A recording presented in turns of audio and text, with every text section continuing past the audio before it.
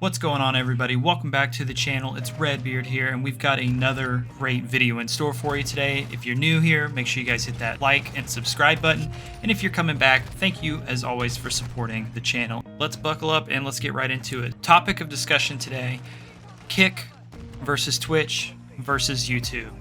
Where's the right place? Why is it the right place? So if you're unfamiliar with Twitch, I think if you're unfamiliar with Twitch, you've been living under a rock. It's one of the longest running and most successful live streaming platforms. Started out as Justin.tv way back in the day, late 2000s. It was sold, became Twitch.tv, and then eventually, I believe it was in 2015, was sold to Amazon, and they kept their name. Amazon just kind of became the parent company.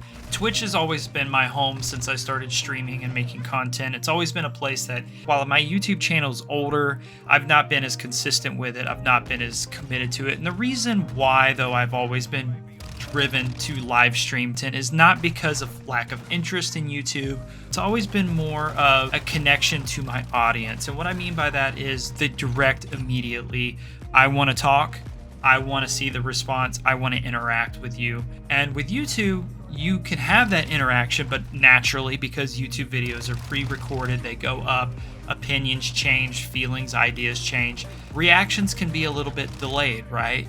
And to relay as a content creator, like my reaction, there can be a delay. And so with a live stream, it happens right there, right then in that moment. I've always felt very strongly connected to live streaming. Looking ahead in time, looking at where we're at now with platforms like Twitch, YouTube even, as well as some new competitors. We've seen some come and go, Mixer. Now we have Kick.com, which is an interesting thing in itself because it's definitely thrown a wrench in the realm of live streaming and in the realm of where to go, where you could be, and where you could call your home. And it creates a new approach for revenue with live streaming. And I think everybody may kind of know where I'm going with this. And it's really interesting to think about with Kick versus Twitch versus YouTube. Twitch used to be the hot place. It used to be the primary platform for everybody to go to.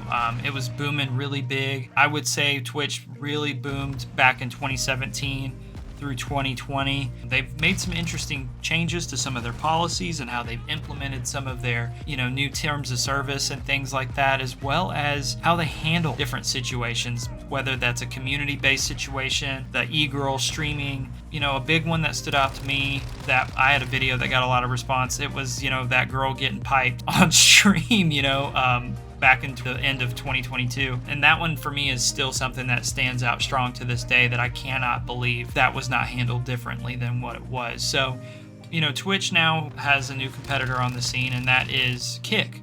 And Kick is actually initially ran and initially funded by one of Twitch's top content creators, Trainwreck TV, or Trainwreck.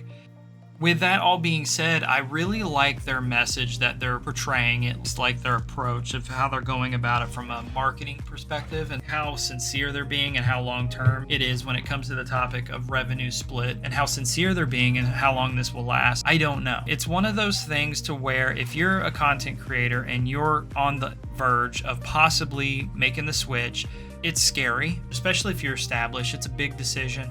Some people make the jump because financially it's in their best interest, and people will judge. People will say, oh, you're just clearly in it for the money and stuff like that. But at the end of the day, if you're trying to get your bills paid and you have one platform offering you a 90-10 split, or an 80-20 even, which I believe Kick is like 90-10, that's insane. How much time do I want to invest in this platform? Because I have faith that there's potential with this platform.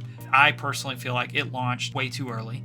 I think they needed to implement some new, more moderation tools, a better terms of service. And I understand their terms of service is to break away from the ban on live streaming gambling. Like, that's the big thing, right? I don't know how long the financial backers of this platform will continue to support it or continue to fund it, because if they're not driving in enough revenue, if they're not driving in enough streamers with this type of thing, you're constantly operating at a loss.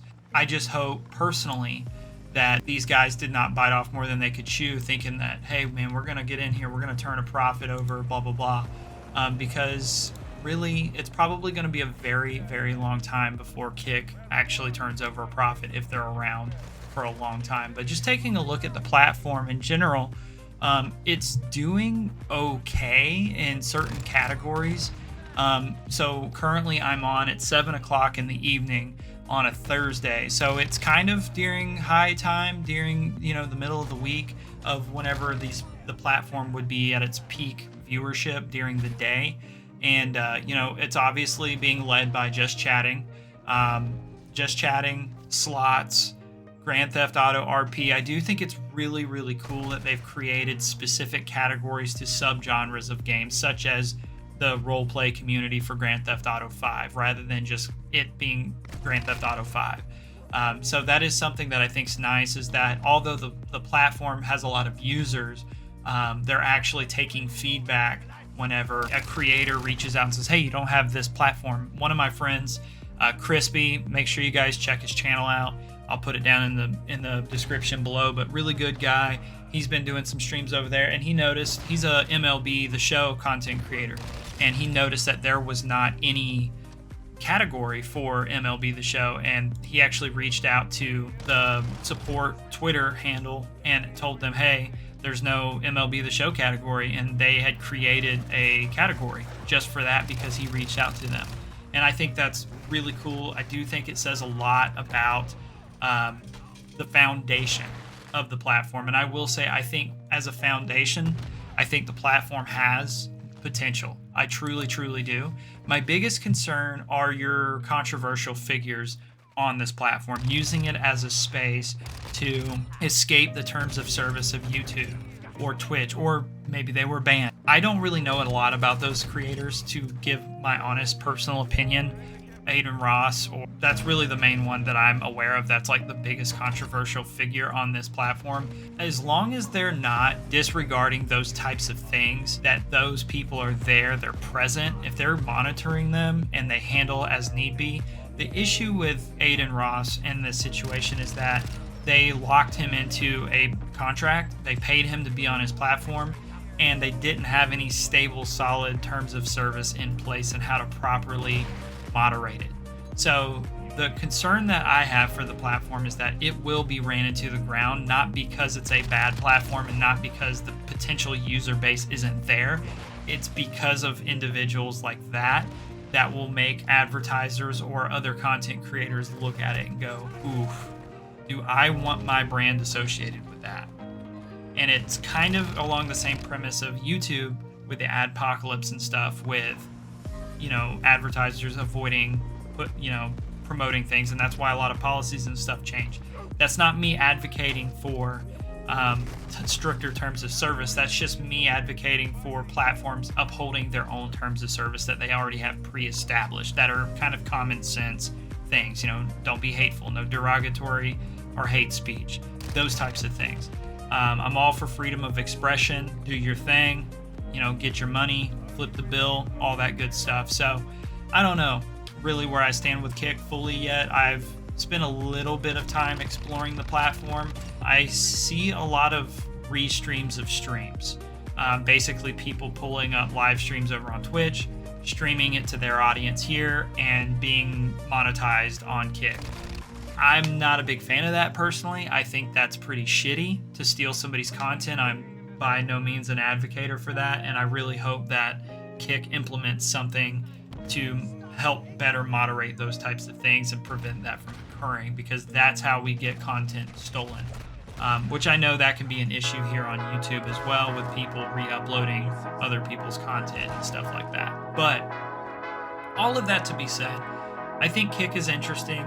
I think there's a lot of potential with it as a platform if it's properly updated, properly supported. And with that being said, I have created a Kick account, kick.com/redbeardplays.